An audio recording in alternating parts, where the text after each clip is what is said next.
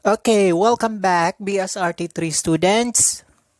This is RT315 and this is our virtual classroom. This is radiation protection.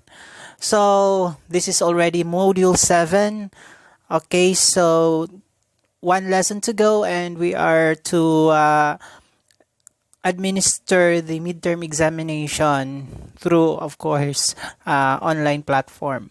So this morning, we are going to discuss the design of protective barrier. So alam nyo naman yan class when we say barrier. So basically in the cardinal principles of radiation protection, so we will be talking on the shielding. Okay? So before we talk on the design, kailangan we have to identify what type of radiation we are to shield with, di ba? So basically kasi in radiology, so we have many forms of radiation. So we have the leakage, we have the useful beam, we have the scatter, and of course, it's not shown in the diagram. So we have the remnant radiation. So ini nga tulo nga adi aton illustration, kailangan there should be protection for us radiologic technologists. But first, let us define the primary or the useful beam. This is some sort of a review na lang, ano? So, when we say primary or useful beam, so these are primary radiation used to form a radiographic image. So, kailangan din pala, we have to protect ourselves with the primary or the useful beam. So, one of the 10 commandments of radiation protection, wow, nag-advance na ako, no, is that as radiologic technologists, we don't have to stand along the direction of the primary or the useful beam. Okay, so ito yung magiging protective barrier natin. Okay, so as you can see in our illustration, in the picture, okay, so with John May, so when a chessboard is positioned on a given wall, it is sometimes necessary to provide shielding directly behind the chest wall, in addition to that specified for the rest of the wall. So any wall to which the useful beam can be directed is designated as a primary protective barrier. So kung makikita nyo ang wall na ito, okay, so that is our primary protective barrier, because this is most of the time, especially during chest radiography, our useful beam is directed to this type of wall. So we designate that as our primary protective barrier. So ano yung mga specifications for a primary protective barrier? So it says here that lead bonded to sheetrock or wood paneling is used most often as primary protective barrier. But as to the expense, medyo mahal-mahal kasi kung halimbawang lahat ng primary barrier or primary wall ay lagyan ng lead, so medyo mabigat sa bulsa, no? So such lead shielding is available in various thicknesses and is specified for architects and contractors in units of pounds per square foot. So kung ayaw niyong gumamit ng lead kasi nga medyo mahal-mahal, so concrete block, or brick may be used instead of lead. So as a rule of thumb, 4 inches of masonry is equivalent to 1/16 inch of lead. So kailangan, as part of our radiation safety officer, hindi siya hollow. Kailangan solido yung nasa loob ng ating primary barrier. Which means, mas maganda kung buhos talaga na simento. Yun. So, that's the primary protective barrier. Hindi pwedeng hollow blocks kasi baka may mga hangin-hangin lang dyan. So, remember that for every 4 inches of masonry, so that's equivalent to 1/16 inch of lead. So, mas maganda kung buhos talaga. So, kung makakapunta kayo sa mga radiation therapy department, the primary barrier or the wall itself, the walling of the radiation therapy department is not just 4 inches of masonry. Actually, that is 1 meter na buhos, solido yung pagkakagawa ng primary protective barrier nila. Okay? So, ganun yun. Kaya nga sinasabi, pag bumagsak ang isang eroplano, wag naman sana sa isang hospital. So, the department that can survive is the radiation therapy department. Kasi nga, buhos, solido yung mga walling. Okay? So, next, we have secondary radiation. So, categorized under secondary radiation are the leakage and the scattered radiation. So, kita nyo naman sa ating illustration, we have leakage and scatter. So, let's define what is scatter radiation. So, scatter radiation results when the useful beam intercepts any object, causing some X-rays to be scattered. So, for the purpose of protective shielding calculations, so the scattering object can be regarded as a new source of radiation. And we know for a fact that in radiography, the patient is the number one source of scattering. So, yun. So, the useful beam will interact with the patient. So, some of which can directly intercept with the image receptor, some of which hindi na kaya, so they are considered scattered radiation. So, these are type of radiation that, okay, so there's an interaction basically with the patient, but weak na siya after niya mag-exit or attenuate, okay, so nagkakaroon siya ng weak energy, so hindi na siya nakakapunta sa image receptor. So, yung term natin dyan is scatter radiation. Aside from that, we have the leakage radiation. So, it is the radiation from the X-ray tube housing in all directions other than of the useful beam. So, what are the secondary protective barriers? So, protective barrier designed to shield areas from secondary radiation are called secondary protective barriers. So, secondary protective barriers are always less thick than primary protective barriers. Okay. So, operating console barriers are secondary protective barriers. Okay. So, which means the useful beam is never directed at the operating console. If mangyari yan, na yung direction ng primary beam mo, halimbawa may chest x-ray, tapos the patient was seated in a wheelchair, so kasi nagmamadali ka or some other factors, yung ginawa mo, dinirect mo yung x-ray tube papunta sa operating console. Once mag-instruct ka ng hinga ng malalim, labas hangin, hinga ulit ng mas malalim, pati ikaw hinga ka na rin. Kasi ma-expose ka na rin being the rad tech. Okay? So kaya, again, do not direct the primary beam towards the operating console because the operating console is a secondary protective barrier. So, if may portable x-ray naman tayo sa mga ward, okay, operating rooms, whatever, so the means of secondary protective barriers will be the lead gown. Okay? So, yun. So again, secondary protective barriers will shield us from the secondary radiation. So ano naman mga specifications niya dito? Often, lead is not required for secondary protective barriers because of the computation usually results in less than 0.4 mm of lead. So in such cases, conventional gypsum board, glass, or lead acrylic is adequate. So, many walls that are secondary protective barriers can be protective adequately with 4 thicknesses of 5/8 inch gypsum board and or glass walls 1/2 to 1 inch thick can be used as control booth barriers. Yun. So, I have searched kasi hindi ako ganun ka-familiar sa gypsum board. Ito pala yun, yung parang nasa mga kesame ng mga opisina. Oo, so sabi dyan, 4 thicknesses. So, 4 na layers ng 5/8 inch ng gypsum board. Okay, so pwede na siyang gawing protective barrier, secondary protective barrier. Or, kung wala, pwedeng glass. Basta yung specification niya na ibinigay is 1/2 to 1 inch ang kapal. Ayun. So, pwede naman pala, no? Oo. Yung iba nga sa mga kasi I was once visited by a professor in UEP. At random, tiningnan niya yung x-ray machine. Sabi niya, wow, ang ganda ng ganon-ganon. Tapos sabi niya, "Sir, ganun po ba?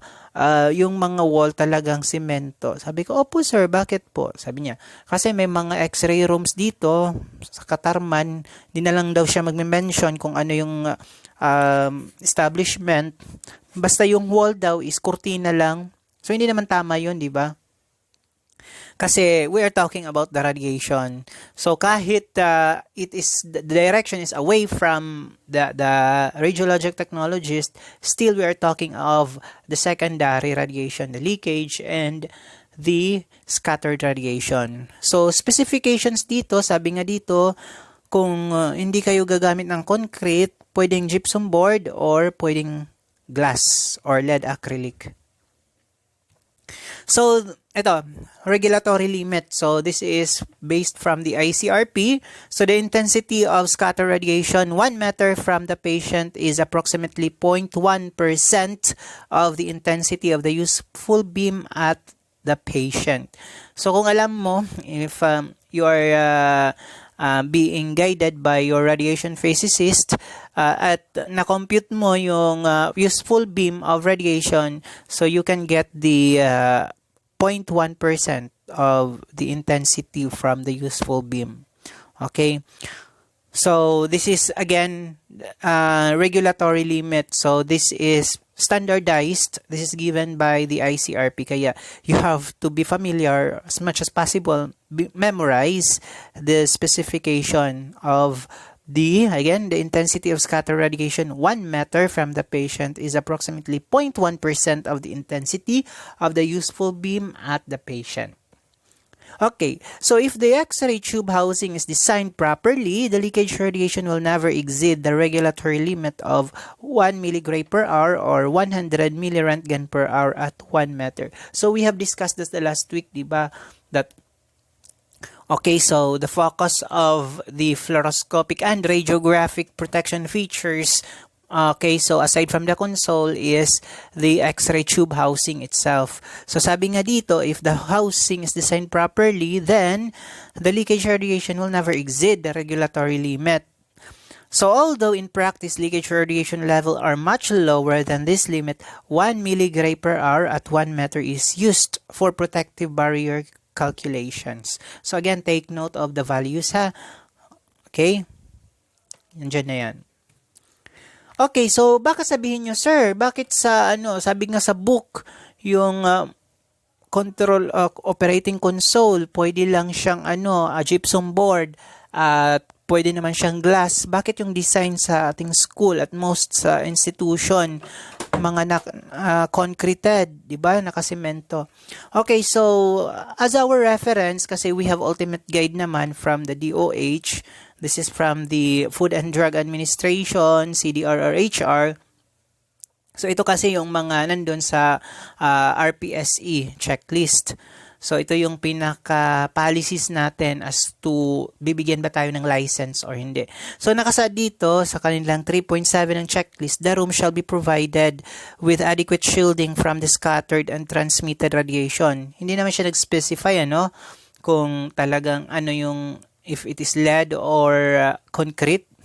But however, in 5.6, a fixed movable protective barrier to a height of at least 2 meter from the floor shall be provided. O yan, may specification siya kung anong height.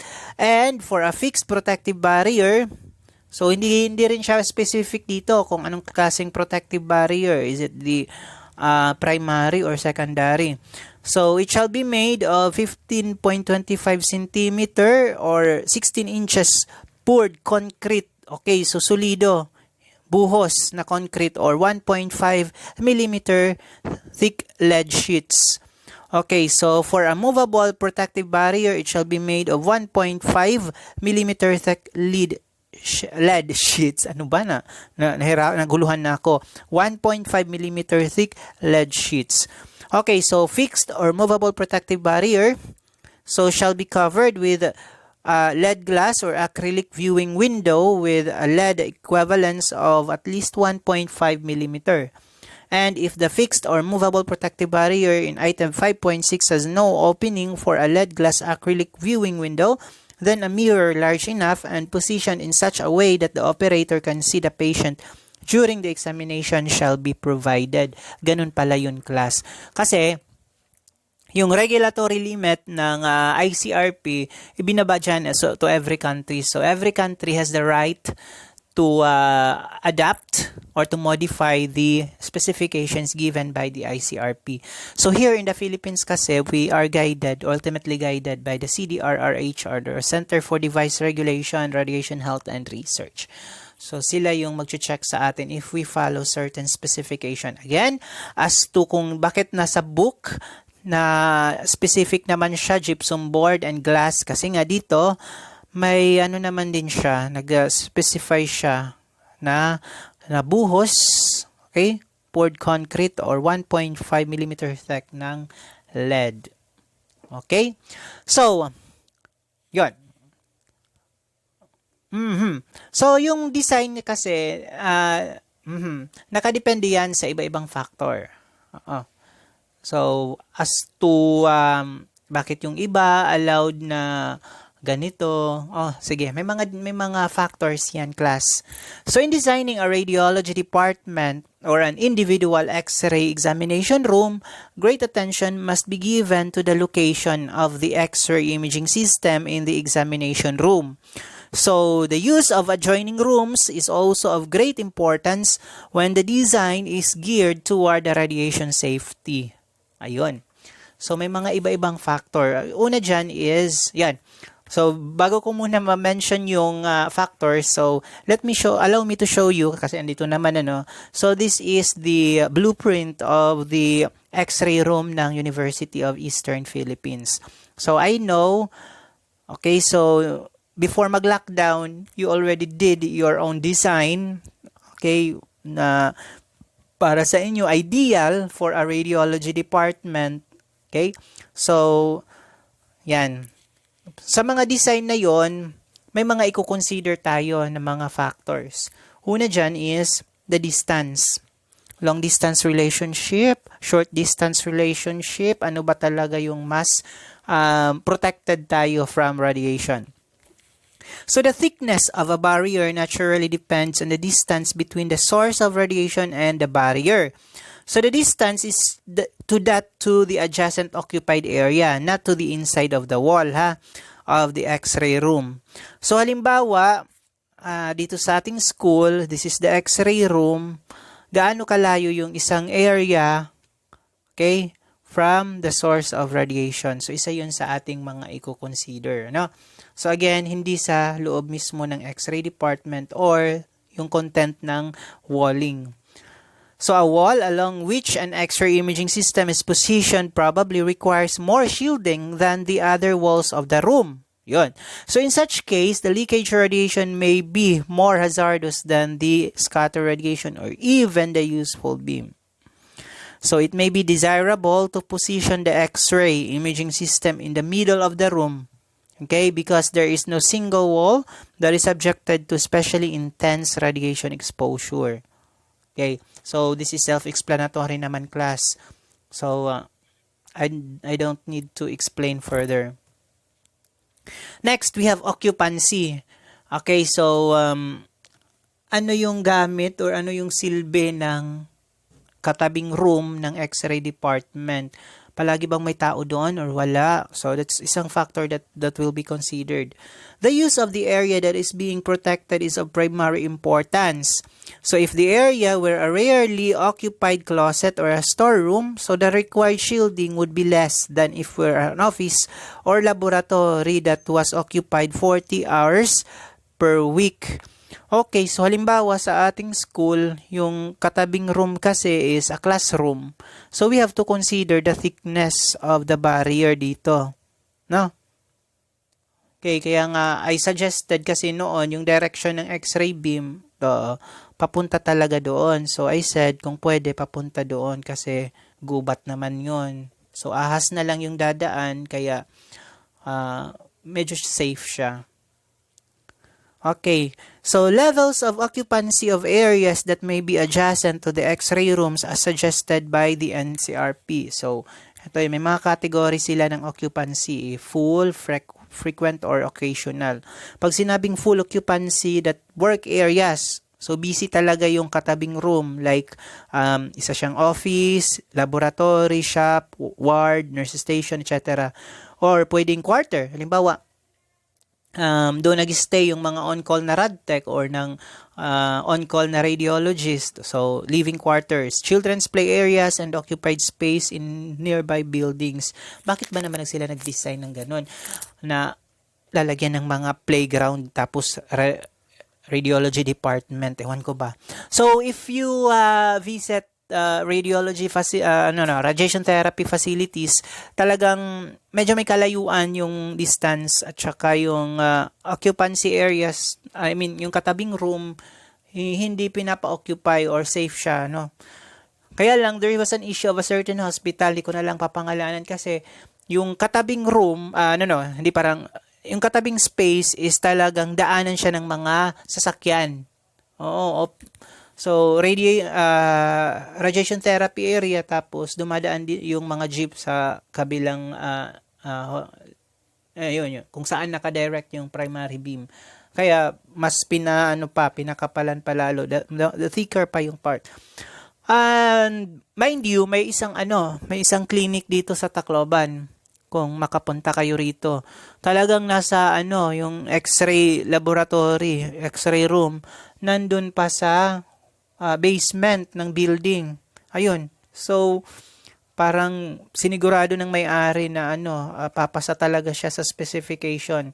So, occupancy factor kasi basement naman yon, siguro si Satanas na lang yung nandun, yung may exposed, diba? So, okay lang siguro. What I'm trying to say is, walang busy areas na katabi or ma-affected ng radiology facility kasi nga, basement, wala namang mga pupunta pa sa ilalim ng lupa na kung ano-ano. So, frequent corridors, restrooms, patient rooms. So, i-consider din yan. Especially kung yung direction pala going back to the university, kung yung direction ng primary beam, instead of directing to the classroom, dinirect dito sa stairs.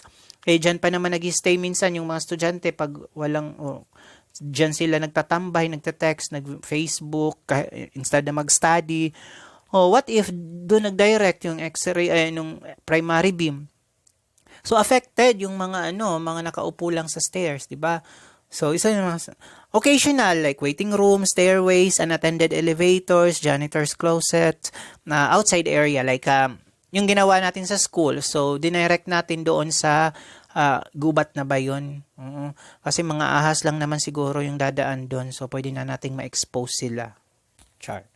Okay, so yun ha. So, distance, occupancy. Okay, next we have the control. So, an area that is occupied primarily by the radiology personnel and patients is controlled area. Okay, so, yun, like the X-ray room itself, controlled area naman yun. So, the design limits for a controlled area are based on the recommended occupational dose limit. Therefore, the barrier is required to reduce the exposure to a worker in the area to less than 1 millisievert per week, or that is 1 millirem per week. Okay, so again, may mga take note na naman kayong values. So ito kasi, this is basically from the 2007 ICRP recommendation. So design limits for a controlled area are based on the annual recommended occupational dose limit of 50 millisievert per year. Again, average of 5 years. Di ba? So marami na kayong mga kailangang i-take note, i-jot down kasi malapit na yung midterm examination. So, if we have the controlled area, meron tayong tinatawag na uncontrolled area. This can be unoccupied by anyone. Therefore, the maximum exposure rate allowed is based on the recommended dose limit for public of 1 millisievert per year. That is 1 millirem per year. This is equivalent to 20 microsievert per week, or 2 millirem per week, which is design limit for an uncontrolled area. Okay ha? So, take note of this again. Furthermore, the protected barrier should ensure that no individual will receive more than 25 microsievert or 2.5 rem in any single hour. Ang taas naman talaga nito. Yan. So kahit mag-repeat-repeat kayo ng ilang beses, kailangan hindi mag-i-exceed ng 2.5 milliram in a single hour. Okay, next we have the workload. Gaano ka-busy yung X-ray department ninyo? Not the adjoining room ha. We are now talking here of the X-ray department. So the shielding, okay, so bakit ganito? Bakit blank yung illustration? I would like to show you that, I would like to emphasize that our, the intent of the radiology facility in the institution is for laboratory. So we will expect that halimbawang magkasabay-sabay na may laboratory yung second year at saka third year, we're going to expect that there is a bulk or busy yung department. Especially kung gawin pa siyang IGP, okay? So may mga extension, may mga research. So talagang we are expect that there is a volume of exposures. So the shielding required for an X-ray examination room depends on the level of radiation activity in that room. So the greater the number of examinations performed each week, so the thicker the shielding that is required. Okay? So instead siguro nasasabihin nating 1.5 or ano ba kanina yung specifications ng FDA or ng CDRRHR. So if that is a busy institution, so we can exceed to the requirement. Instead of 1.5, we can make it 2 or 3. Depende sa bulk or depende sa workload. Depende ka busy yung institution. So this characteristic is called workload, designated by the symbol W, and is expressed in units of milliampere minutes per week or milliampere minute per week. So a busy general purpose X-ray room may have a workload of 500 MA minute per week.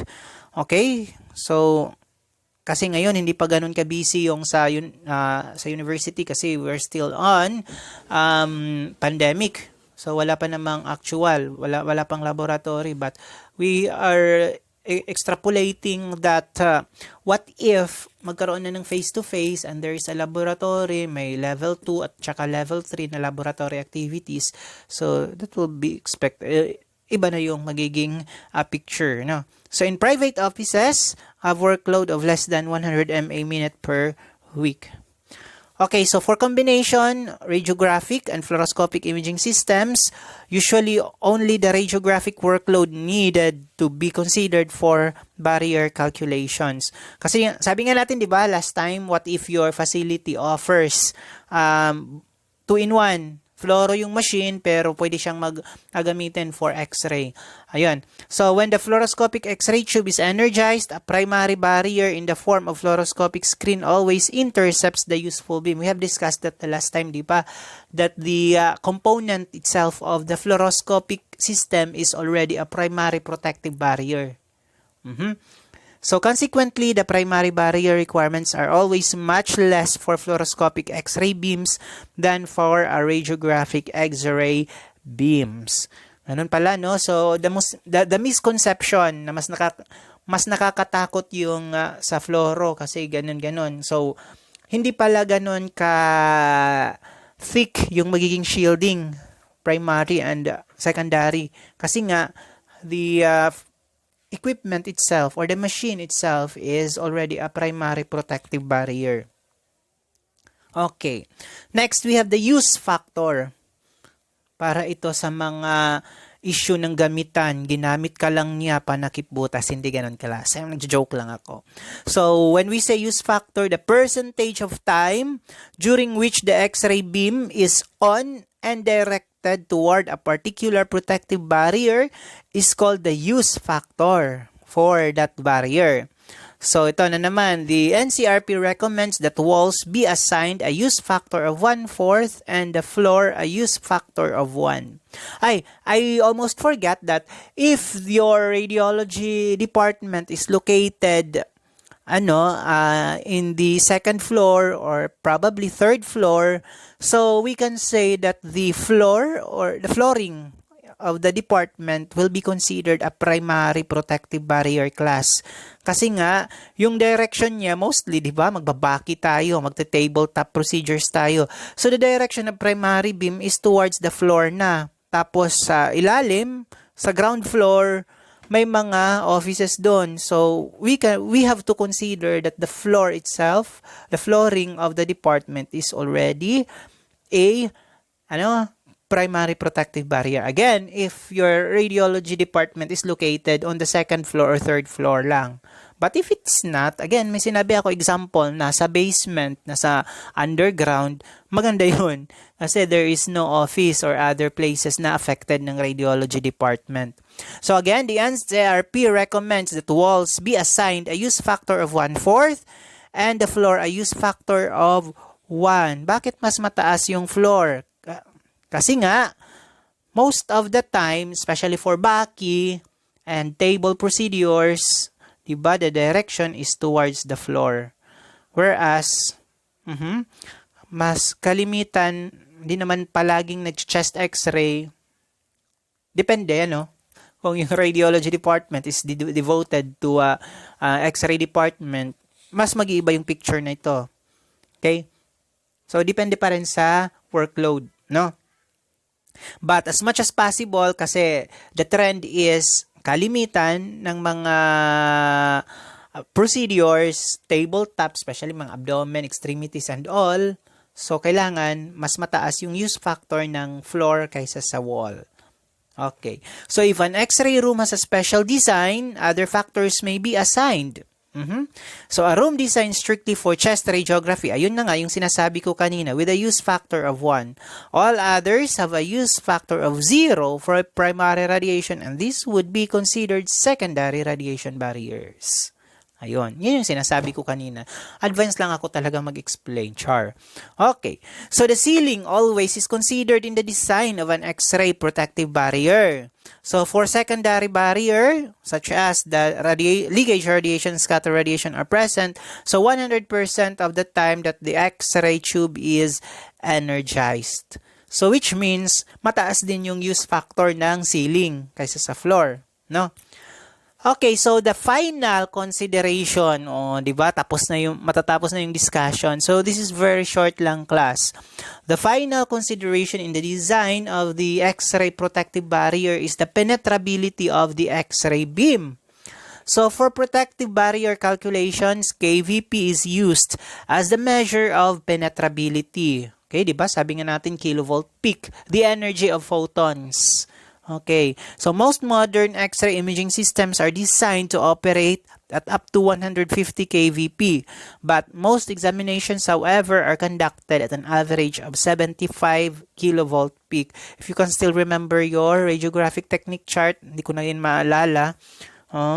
So, probably, your average is at 75 kVp or lower. So usually, constant operation is assumed at a kVp greater than that actually used. Ito ang tinatawag natin extrapolated din, no? So, mas advanced or mas higher yung values na ina-expect natin than the actual.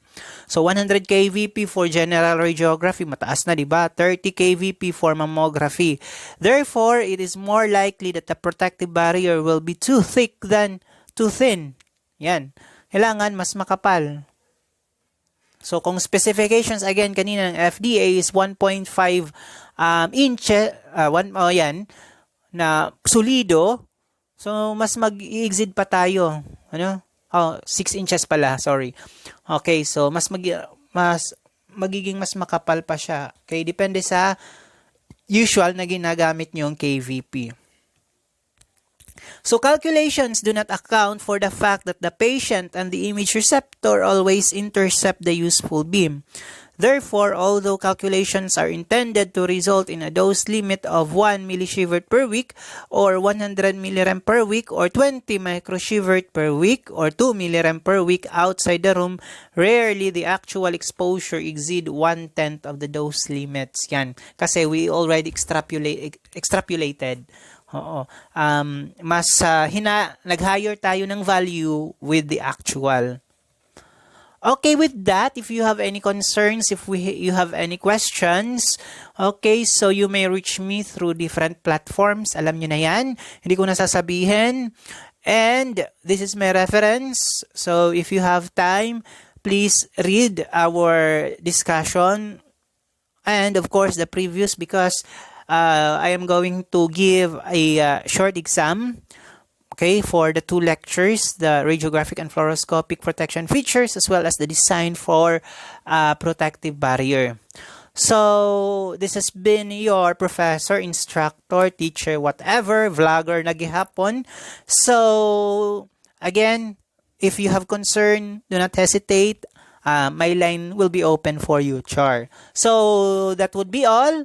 Thank you so much for watching and goodbye.